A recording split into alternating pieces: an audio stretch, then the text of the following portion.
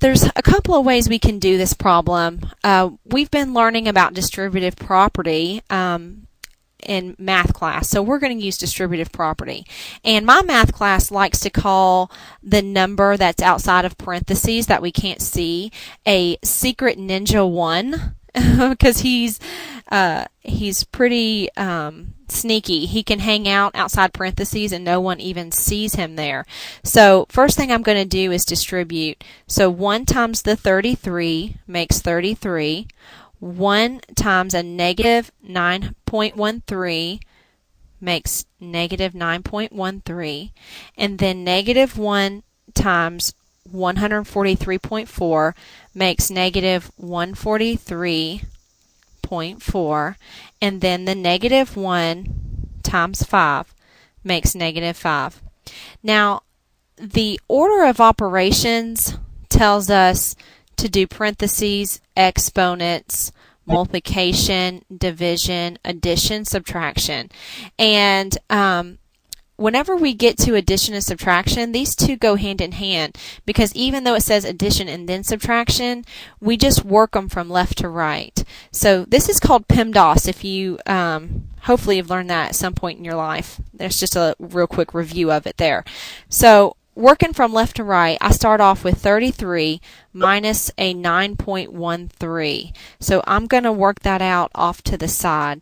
That's just a regular old problem that we would see normally. 33 minus 9.13. So got to borrow.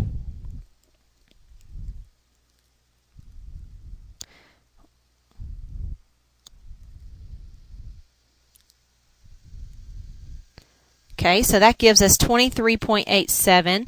So we are finished with these two. So I'm just going to kind of put like a little pink circle around those. We are done with that. And now we are left with 23.87 minus 143.4, just bringing it down, and then minus 5. Okay, so on to the next step. We've got 23.87 minus 143.4, and signs are different, so I will have to subtract. So we've got 143.4 minus 23.87. That gives me an empty decimal spot. And so I have got to borrow all the way from over here. So I've got 10 minus 7 makes 3, 13 minus 8 makes 5, 12 minus 3 makes 9, 3 minus 2 makes 1, and I'm left with 119.53. And remember, our answer always takes the sign of what we have more of in the problem. So we've got 23.87 positives and negative 143.4 negatives. So I've got a lot more negatives in my problem than I do positives. So my answer is a negative 119.53. I'm going to erase that real quick. And we'll remember that we have negative 119.53, and I'm going to circle, oops, I'm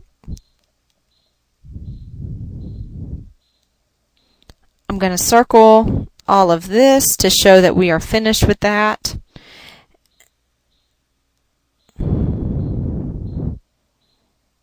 And our answer was negative 119.53. Our last step is to subtract the 5 that's at the very end. So I would subtract 5. Remember, signs are the same this time, and that's because we have a negative here and we have a negative here. So signs are the same. We get to add those two together. So off to the side, going to do some work again.